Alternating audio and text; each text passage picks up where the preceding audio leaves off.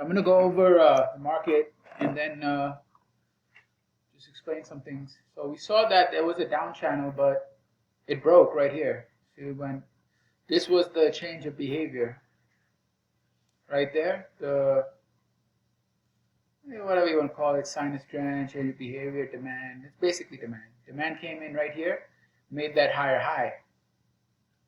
Didn't exactly go to the low I wanted, but whatever. So this is the best forecast. I'm not really sure what to call it, but it's a forecast for an uptrend. This is the indication that there's going to be an uptrend. All right. So here you had some selling pressure. I'll explain where the. So what is the I don't know what to call it, forecast or indication that you're going to have a downtrend? It's this, and especially followed by that lower low, and then it goes down and down and down, and then you have this and followed by the higher high, so it's going to go up. I mean, that's what happened. So now we are in that up channel,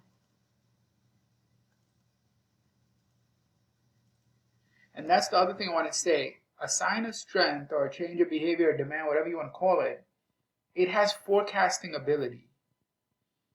It has the ability to forecast an uptrend. That's why it's so crucial. The sign of strength is a forecasting indication. It's a forecasting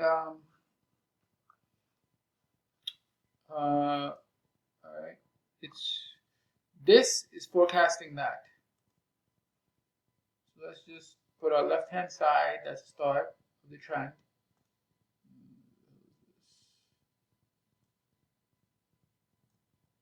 There you go.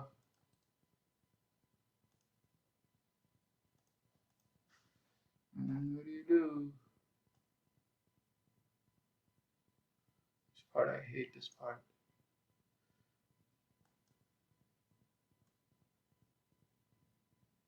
I always mess this up. Duplicate, apply, okay. I think this is it.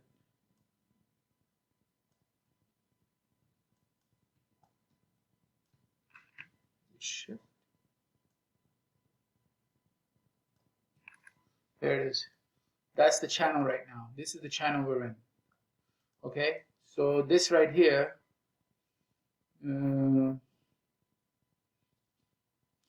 that's your change of behavior. That's your confirmation. Where the breakout was, I guess this was it. Against this high. See that?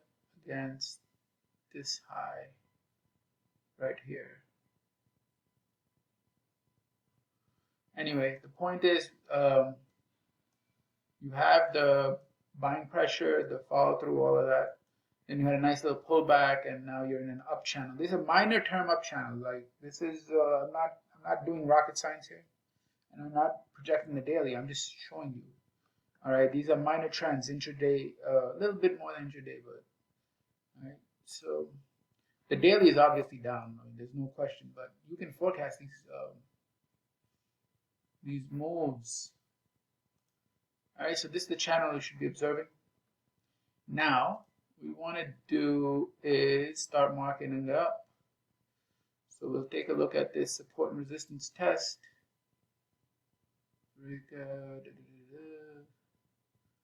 That's the support and resistance. This was a beautiful, beautiful point to consider. It didn't spring, but it tested support. Went up here, a little bit of selling pressure, but it was bought. So we'll just analyze this piece right here. Support and resistance there.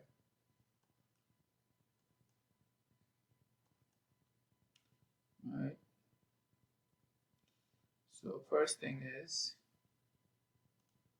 mark the level from the higher time frame.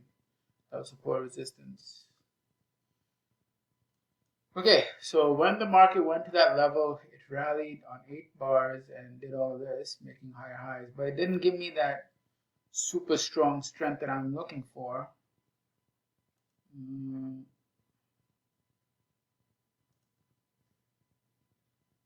About 343 stocks.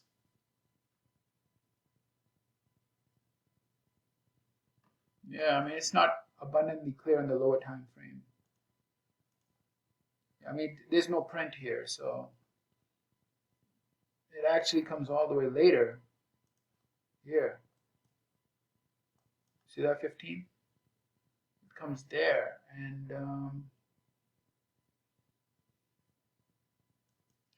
that's about it. And then continues until end of day. End of day, there is some selling.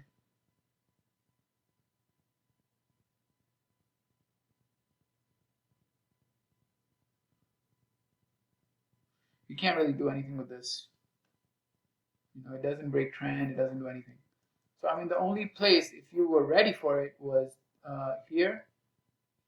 You know, this was a really nice place, but it's unclear where that, where that big heavy volume and all of that came in. It's unclear. You know, until this leg right here. I'm not trying to bullshit anybody. Over here, it's very clear. 15 right there, boom, saying we're going higher. It's consolidation or reaccumulating here, boom, and breaks and continues higher up.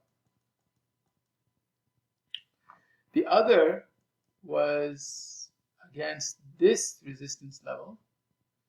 This is very obvious. I mean, I don't know how obvious you can make it. Like right here, you see this? Biggest in 23 waves, biggest volume in 43 waves against a resistance area. This, I don't know how else to say it. It's like, if this ever comes at support and resistance areas, you have to ask yourself, oh, if we're breaking out, why is the volume coming down? Why is the pressure coming down? It means that they're not going to break out. It's going the other way. Not ready to break out. So it goes all the way to a resistance area, and then you have selling from resistance. You know? So just like here, it's buying from support, but I didn't get a print. Otherwise, jump on board. And the key here, and you will see this if you understand markets, if you know how to read them, that right there is very clear breakdown. Here you have 19. That's the biggest in 26 bricks. It's very clear. Just like here, right? You had 14, and then boop, right here 10. That's like it's like a minor breakout. That's what this is. You know, and usually they get tested, but it didn't pull back all the way to test. So good. That's it. So what are the lessons here? The channel was broken. Which channel was the down channel? Was broken with a COB. You see,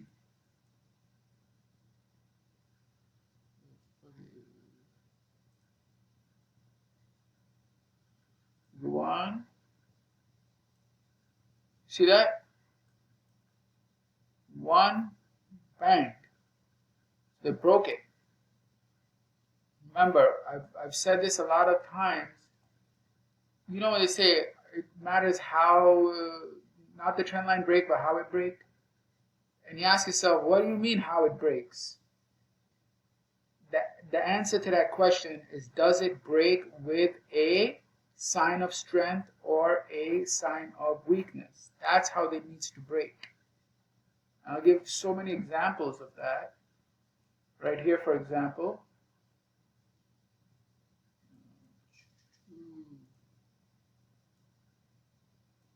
See this? You see this? That trend line broke with a change of behavior. Just like this down channel broke with a bullish change of behavior. This is so critical I don't know. Anyway, long story short, like that's out of play. Now we're focusing on this. Now I'll show you again in a couple of days when the markets are open. It's going to again break down in the same way where you're going to see basically an uptrend, and then you'll see the selling pressure, and it's going to break the trend line. And the same thing is going to happen again. It's going to go down. Just like it's going up here, down here, you know, here again. You draw this trend line. I don't know how to draw it here, but let's see, if you did this, you would see this. Right there.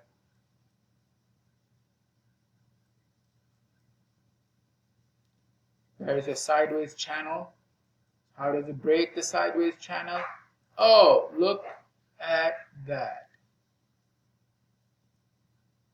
This happens all the time, all the time. And this is what people don't understand about trend lines. Trend line, right? First of all, I hated trend line. I thought they were weird, and I only used levels. But they have a value because that's why Wyckoff was using them. So the first thing, I mean, most people say, oh, you know, if you understand Wyckoff, you understand that, you know, the top of the channel is overbought and bottom of the channel is oversold. You can use it as a measuring tool because on climaxes it accelerates above the trend line, blah, blah, blah. I just use it to see if the trend is broken.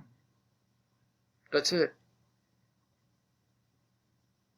It's just because when it breaks, it has to break that angle of ascent, that angle, it has to break. And I want to see if it's a change of behavior. If a change of behavior plus the trend line break, then it starts looking real good. And of course you use the higher time frame and other indications like, you know, the wave that broke, does it have heavy volume, does it have breakouts in it, is there prior climax or the shortening of thrust. All these things matter, and they allow you to read the market. Okay, so and even on the smaller, time frames, the same thing. You're not always going to get it right, but it's very. I forget the small time, but it's just too chaotic. There's no point to analyzing the smaller time frame. You analyze one level higher that doesn't fluctuate as much. And it could be an hourly if you're using time-based charts, or it could be a daily. I would not analyze below hourly, maybe 30-minute, but that's really the most. All right. So, and then you just see what's going on there. Right here, I'm confident that this is a change of behavior. This is a confirmation that the break comes back, pulls the support resistance. What happens to support resistance? They're buying, but unfortunately indicator didn't pick it up. 343 stocks upticked, and about 11 million dollars came in. Boom, boom, boom, boom, boom. And 15 million, then 18 million. So don't mess with it. And finally, 193 stocks tick down, but the money keeps coming in. So it's going to go up. All right, that's all, folks. Thank you.